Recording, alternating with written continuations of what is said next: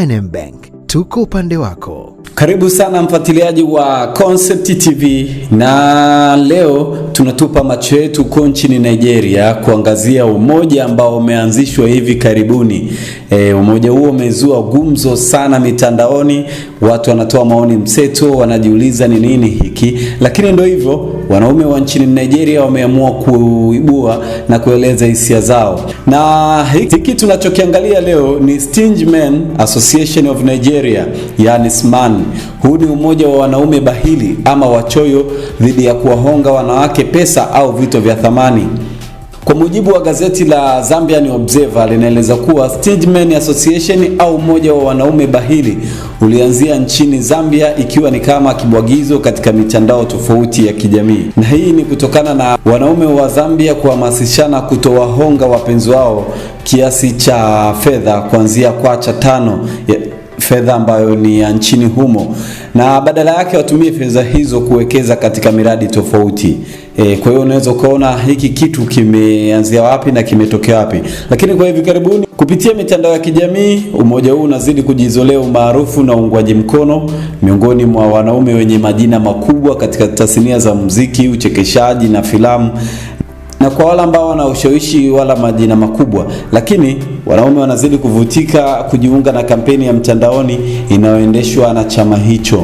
Miongoni mwa mastaa wakubwa ambao hadi sasa wanachama wao umethibitishwa ni pamoja na mwanamuziki Don Jazzy ambaye ni rais wa umoja huo, lakini yupo mwanamuziki Paul Okoye kwa akijulikana kama Rude Boy na Mr. Eazi na wengine wengi.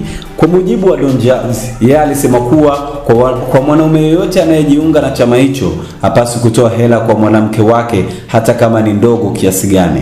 Na kauli mbiu ya umoja huo ni let me see what I can do. Kwa tafsiri sio kwa rasmi, hebu nione ninachoweza kufanya, ikiwa ni kauli ya kuhamasisha visingizio zaidi ili kukwepa kuhonga fedha ambayo mdada anakuwa amemuomba mpenzi wake.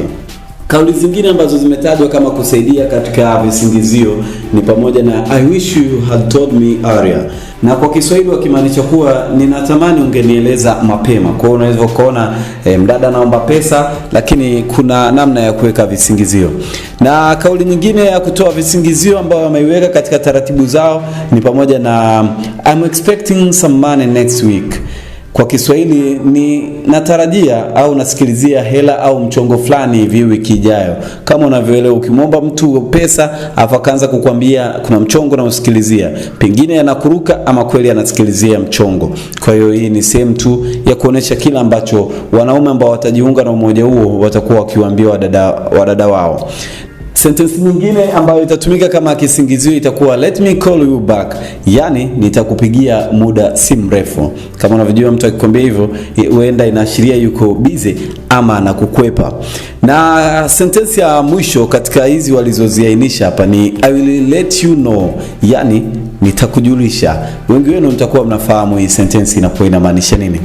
Pamoja na kauli hizo za visingizio, pia kuna taratibu na kanuni ambazo mwanachama anapaswa kuzizingatia. Miongoni mwazo ni pamoja na namba 1 hapa ni kutomtoa au mpenzi wako na kutogharamia sherehe ya siku yake ya kuzaliwa wala kufanya baby shower pale mpenzi anapokuwa amejifungua.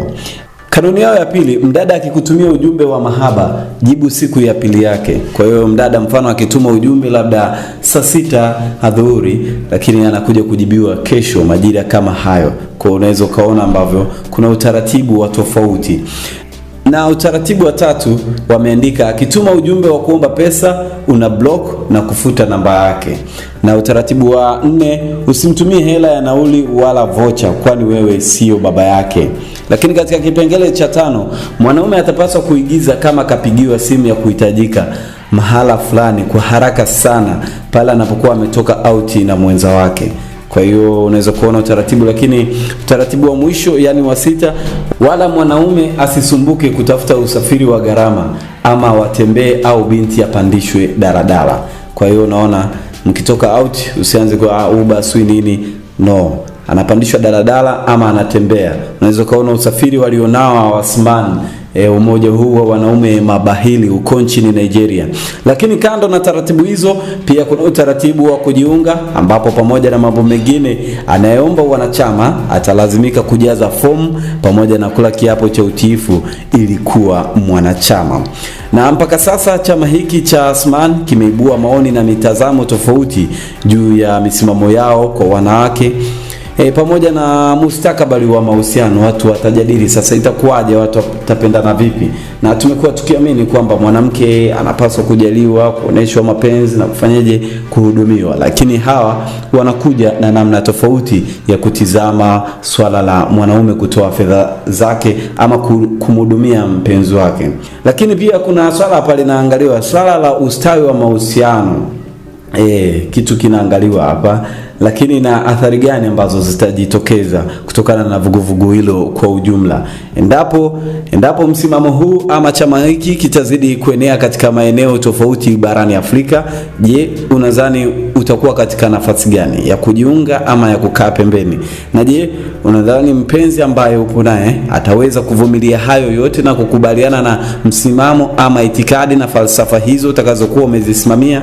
Hayo yote yanabaki kuwa maswali ambayo mtazamaji wa Concept TV unapaswa kuyatafutia majibu.